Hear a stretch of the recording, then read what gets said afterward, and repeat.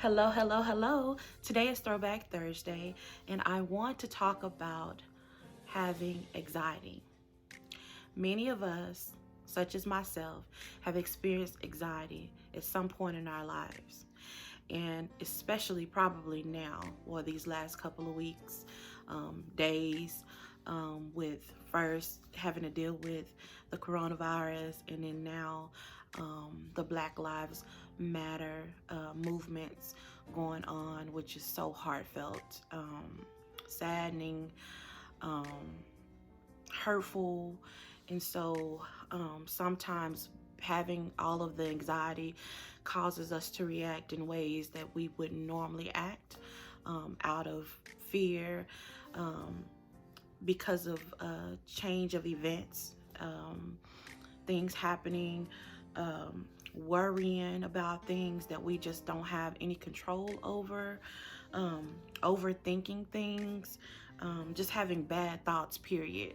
Anxiety plays a huge part in those emotions that we have experienced. At least I know it's done that for me.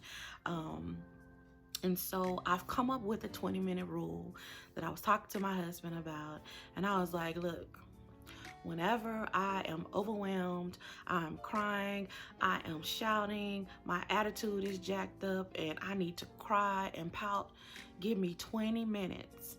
And after that 20 minutes is up, tell me, girl, get yourself together. Meaning that I need to really get back on my knees, ask God to help me, please, to change my thoughts, change the way I'm thinking, and change all those negative and bad thoughts into positive thoughts. And ask God to help me to unclog my brain, my mind, with all these things of thinking the worst of things, should I say. That was something that I would do. I thought the worst about everything instead of thinking positive. And thinking positive can really relieve me of thinking negative, because the negative things just keep you all bottled in, keep you hostage of all negativity when you want to be free and accepting life as it comes, trusting God and his peace, asking him for peace to get through those trying times. Also, talking to someone, maybe getting a prayer partner, or calling your church hotline and getting someone to talk to you.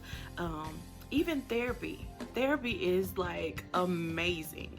I was embarrassed at first to tell anyone about therapy, but once I tried it for myself, therapy is done so many amazing things, just talking about things and starting from my childhood up to now, and understanding my life challenges and things that I've experienced, of why I allow my past to really cause me heavy, deep anxiety, trying to fix those things, and I don't have that control to do it like God shows me how to do it. And so I just wanted to encourage you to not allow your anxieties, your worries to control your thoughts, because it won't do you any good.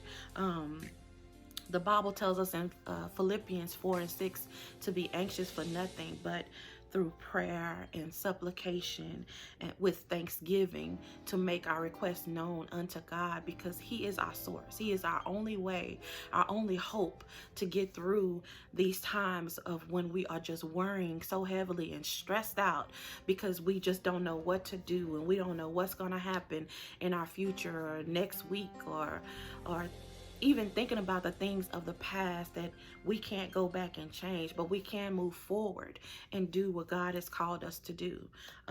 The Serenity prayer has helped me. The Serenity prayer is a place of giving you calmness and hope and peacefulness, and helping your mind to be untroubled. I know a lot of us have always heard about the Serenity prayer, but have you really read the Serenity? And the Serenity prayer is just actually inviting us to ask God to grant us the serenity to accept the things that we can't change, and the courage to accept the things that we can, and wisdom to know the difference. The intent of this prayer is to bring peace, to bring faith, and to bring certainty to our minds and our hearts as we seek God for his support.